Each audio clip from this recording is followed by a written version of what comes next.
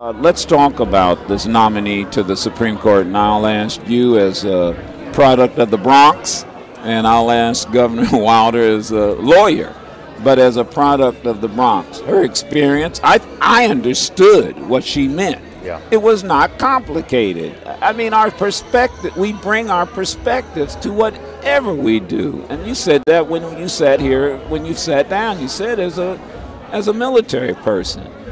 I mean, do you think that this criticism is fair, and has she answered it properly?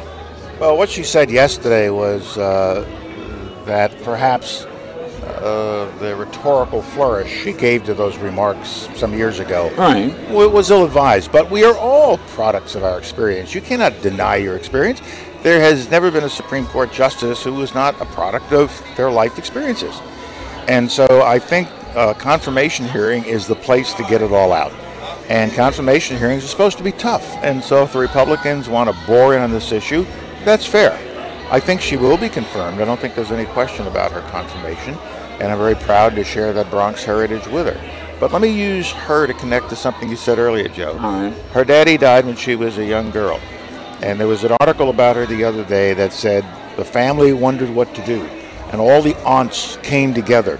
The matriarchal and patriarchal aunts came together and made a family judgment that this girl would get her education. That's the point you made. Period. Wow, right. It was family. I was raised by my parents and my aunts.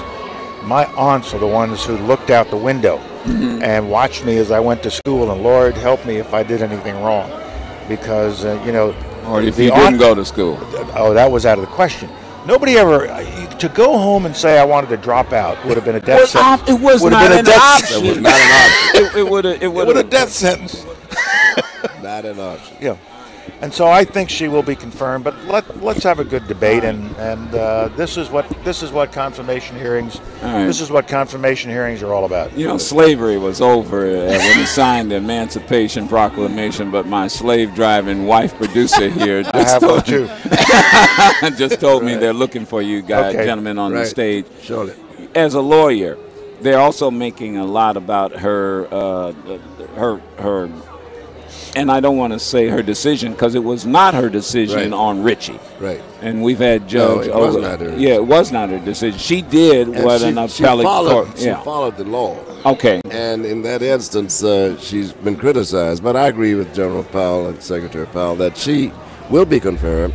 The problem, though, we have is you're going to see the kinds of questions that will be coming up when there is the possibility of the next African American to be nominated to the bench. And fortunately, we need, hopefully, we need that very desperately.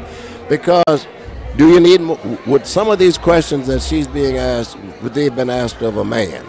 No. Do you have a temper problem? Do you have seriously, they've never asked that. Especially when we saw the temper of a Clarence Thomas. Or Scalia. Oh, yes. I'm sorry. Yes, or Scalia. Even on the bench now. On the bench. Yes. Yes, on the bench. And Harry Blackman was noted for a temper. She'll be confirmed, but it's a thing that we're going through. I hope that we can move past that.